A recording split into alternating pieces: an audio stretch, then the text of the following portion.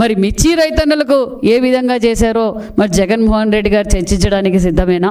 నిన్న వచ్చిన వారు కూడా మిర్చి రైతులు కాదు, మహాన్ బావా నువ్వు వస్తే మాకు ఇంకా నష్టం జరుగుతుంది, నువ్వు దూరంగా ఉంటే చాలని కూడా రైతన్నులు పక్కన మాట్లాడుకుంటున్నారన్న విషయం కూడా అందరికీ తెలుసు. మరి ఎవరు ఆ రేట్ ఫిక్స్ చేసింది? జగన్మోహన్ రెడ్డి గారు కాదా? మరి గతంలో తెలుగుదేశం ప్రభుత్వంలో 14-19లో మరి మిర్చి రైతులకు ఏ విధంగా ఆదుకున్నామో మీ అందరికీ తెలుసు. మరి మిర్చి రైతులకు కింటాకు 7,000 ఉన్నప్పుడు 2017లో ప్రభుత్వం 129 కోట్లతో కింటా కంటే 1,500 బోనస్ ఇచ్చి రైతన్నలు కాపాడిన ప్రభుత్వం తెలుగుదేశం ప్రభుత్వం. రైతన్నుల పక్షపాతి ప్రభుత్వం తెలుగుదేశం ప్రభుత్వం. అన్న నందమూరి తారక రామారావు గారి నుంచి నేటి చంద్రబాబు నాయుడు గారు, నారా లోకేష్ గారు, పవన్ కళ్యాణ్ అహర్నిశలు రైతన్నుల కోసం కష్టపడుతున్నారు.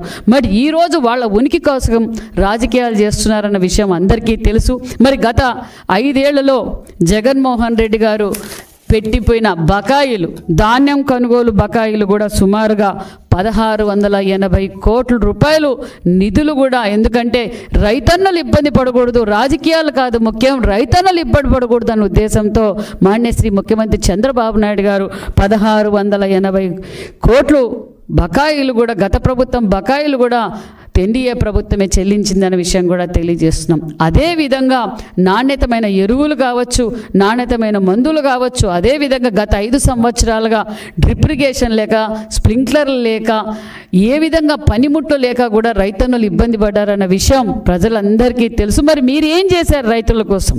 మీరు ముఖ్యమంత్రిగా 5 సంవత్సరాలుగా ఉన్నప్పుడు రైతన్నులకు ఏం చేశారు? రాయలసీమ రైతులు ఏ విధంగా ఇబ్బంది పడుతున్నారు? రాయలసీమ రైతులు నీరు లేక, సాగునీరు, తాగునీరు, ఆ రోజు 2019 ఎన్నికల సమయంలో నేను ఇరిగేషన్ ప్రాజెక్టులు కొత్తవి చేస్తాను, రిజర్వాయర్లు కడతాను, అదేవిధంగా కాలువలు వెడల్పు చేసి ప్రతి ఎకరంకు నీళ్ళు ఇస్తానని చెప్పి ఓటేపించుకొని మరి ఆ కనీసం ఆ రిజర్వాయర్ల నుంచి కాలువలు కూడా తట్టెడు మన్ను కూడా వేయకుండా ద్రోహి జగన్మోహన్ రెడ్డి గారు ఈరోజు మాట్లాడుతున్నారా?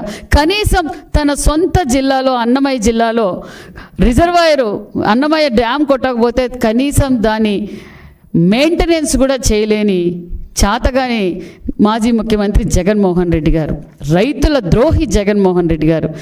అంత చెడగా పరదాలు కట్టుకొని ఒక పక్క ఆయన ఎప్పుడు భూమి మీద తిరగల, గాల్లోనే తిరిగారు జగన్మోహన్ రెడ్డి గారు. ఇప్పుడేమో ప్రేమ పుట్టింది, ప్రజలంటే ప్రాణం అన్నట్టుగా 2 రోజులేమో విజయవాడలో ఉంటారు, 4 రోజులేమో బెంగళూరులో ఉంటారు. ఇక్కడ గొడవలు పెడతారు, అక్కడికి వెళ్ళిపోతారు, అక్కడేమో పబ్జీ గేమ్ ఆడుకుంటూ ఉంటారు. మరి ఇది జగన్మోహన్ రెడ్డి గారు చేస్తుండే పని ప్రజలందరికీ తెలుసు.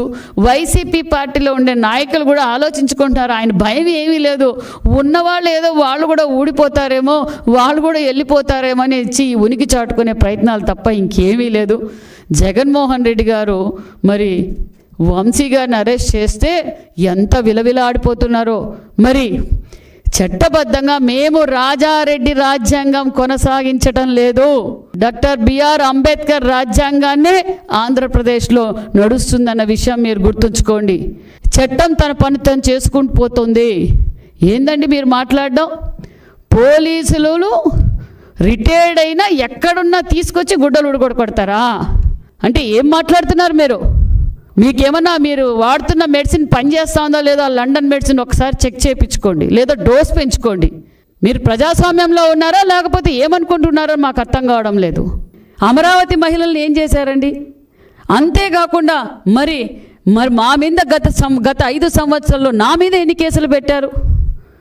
నా క్రషర్లో నేనే దొంగతనం చేశాను, రాత్రి అర్ధరాత్రిలో మీరు కేసులు కడతారు, సెక్షన్లు కూడా మీరే చెప్తారు పోలీసులకు. మరి అప్పుడు కనిపించలేదా మీకు? అంతేకాకుండా మరి అచ్చెన్నాయుడు గారిని ఏం చేశారు? అదేవిధంగా స్పీకర్ అయ్యన్న పాత్రుడు గారిని ఏం చేశారు? మరి కొల్లు రవీంద్ర గారు కావచ్చు, జేసీ ప్రభాకర్ రెడ్డి గారు కావచ్చు, అదేవిధంగా త్రిపులార్ గారు, మరి వీళ్ళంతా కనిపించకపోయినా కనీసం ఎంతో సీనియర్ నాయకులు, ప్రపంచంలోనే గుర్తింపున్న నాయకుడు, భవిష్యత్ తరాలకి ఎంతో విజనరీ కలిగిన నాయకుడు మరి మాన్యశ్రీ నారా చంద్రబాబు నాయుడు గారు కూడా అక్రమ కేసులు అరెస్ట్ చేశారు. ఒక మాజీ ముఖ్యమంత్రిగా మీరు మాట్లాడితే మీరు మాట్లాడే తీరు అదేనా?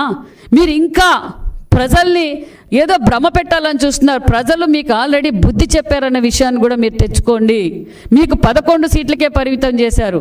మీరు ప్రజల గురించి పోరాటం చేయాలని గత 5 సంవత్సరాల్లో మాన్యశ్రీ ముఖ్యమంత్రి చంద్రబాబు నాయుడు గారు ప్రజల కోసం మా పార్టీ ఏ విధంగా కష్టపడిందో ఒక్కసారి టీవీలో చూడండి. పార్టీ ఓడిపోయిన రోజు నుంచి, మీరు అధికారంలో ఎక్కిన రోజు నుంచి ప్రజల కోసం అహర్నిశలు పోరాటం చేసిన పార్టీ తెలుగుదేశం పార్టీ, మాన్యశ్రీ ముఖ్యమంత్రి చంద్రబాబు నాయుడు గారు, నారా లోకేష్ గారు.